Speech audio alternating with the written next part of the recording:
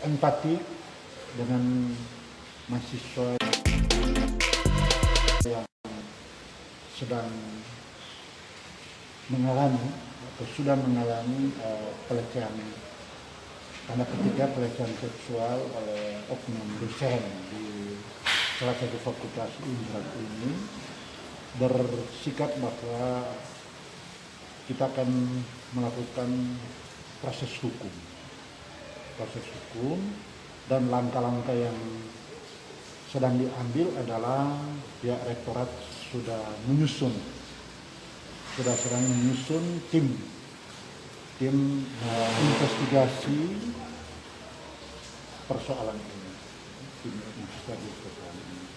dan tim ini juga melibatkan mahasiswa karena sesuai dengan keputusan menteri, kalau kasus seperti ini tidak hanya ditangani oleh pimpinan universitas, tetapi juga melibatkan lembaga kepegawaian, termasuk mahasiswa itu sendiri, supaya proses investigasi dan penyelesaian masalah seperti ini lebih transparan dan lebih objektif, sehingga tidak akan ada anggapan umum bahwa ada semacam tanda petik upaya untuk membela pelaku gitu ya. Tetapi yang pasti siapapun pelaku, apapun statusnya, kita akan tetap menindak tegas sebagaimana peraturan perundang-undangan. Jadi itu yang menjadi sikap utama Universitas Sandakan. Dan yang pasti saya mau mengulangi bahwa Unpad sedang menyusun tim investigasi dan penyelesaian masalah. Kalau untuk dari Unpad sendiri, kapan untuk dipanggilnya yang diduga pelaku? Ini kan SK tim baru sedang dibuat ini karena kasusnya kan baru diketahui hari ini. Jadi diupayakan minggu depan tim akan memulai pekerjaannya, karena kan mesti keluarkan SK rektor supaya tim ini nanti bertambah kepada rektor. Walaupun mekanismenya kan panjang, ya, mulai dengan investigasi, kemudian investigasi berupa akhirnya ada datang di titik berita acara pemeriksaan, dan berita acara pemeriksaan itu akan nanti dilihat apakah ini langsung dilakukan eksekusi terhadap yang bersangkutan, tetapi yang pasti PP 50 juga tentang disiplin pegawai itu dia masih menggunakan mekanisme itu, karena kita tidak juga bisa keluar dari peraturan perundang-undangan bagaimana penyelesaian itu.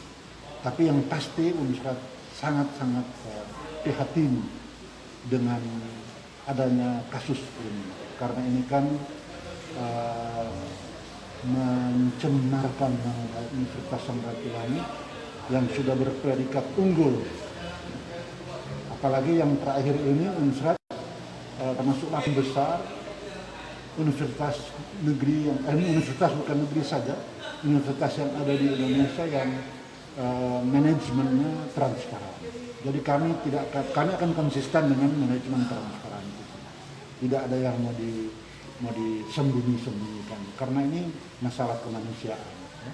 Masalah kemanusiaan. Apalagi ini kan menghancurkan masa depan seseorang mahasiswa itu sangat-sangat untuk menjadi keprihatinan yang mendalam dari itu. Ini kan ada ketakutan korban ketika masalah ini diekspos, nanti ada ancaman atau intimidasi terhadap korban. Kira-kira upaya perlindungan terhadap korban seperti apa dari Unpad? Kan yang melapor ini lembaga advokasi mahasiswa. Itu saja sebenarnya sudah merupakan satu upaya untuk melindungi. Kan yang bersangkutan tidak melapor sendiri, tapi yang melaporkan ini kan lembaga advokasi mahasiswa.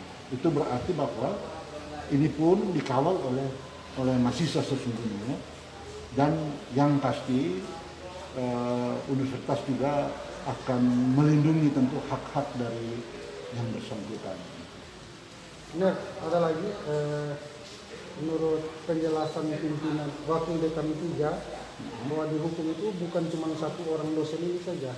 Kira-kira menyikapi soal itu bagaimana? Ada dosen lain juga dan korban lain juga. Nah, persoalannya kan kasus seperti ini tergantung keberanian dari mahasiswa untuk melaporkan. Kan kita nggak bisa menggunakan asumsi gitu ya. Kalau memang benar ada lagi dosen seperti itu, ya silakan saja mahasiswa atau lembaga advokasi mahasiswa ini juga menelusuri dan melaporkan kepada pimpinan universitas gitu. Jika korban, misalnya ini jika korban melaporkan langsung ke kepolisian, berarti ada kolaborasi dengan tim yang dari Tidak ada persoalan, itu kan hak dia sebagai orang negara, tetapi di kampus tentu prosedur laporannya kan tentu melalui pimpinan fakultas, dan pimpinan fakultas akan meneruskan ke pimpinan fakultas. Oleh karena itu mekanismenya selalu dijaga seperti itu. Jadi kalau dia juga lapor ke kepolisian, itu hak dia sebagai warga negara. Tentu kampus juga akan peduli. Himbauan terakhir terhadap dosen dan para korban kira-kira seperti apa? Ya, himbauan kepada mahasiswa, kalau memang ada perilaku dosen yang menyimpang seperti ini, nggak usah sungkan-sungkan gitu. Yang penting itu fakta. Ya. Fakta, ada upaya untuk memaksakan kehendak seorang itu, jangankan di bidang persoalan seksual, masalah apa saja silakan menggunakan mekanisme pimpinan fakultas. Ya, kan mahasiswa yang itu paling dekat dengan pimpinan adalah mulai dengan wakil dekan bidang kemahasiswaan. Jadi melalui wakil dekan bidang kemahasiswaan, atau mereka juga bisa melalui senat mahasiswa, baru kemudian atau langsung ke wakil dekan bidang kemahasiswaan. Nah, itu yang bisa dilakukan oleh mahasiswa untuk menyampaikan laporan, ya.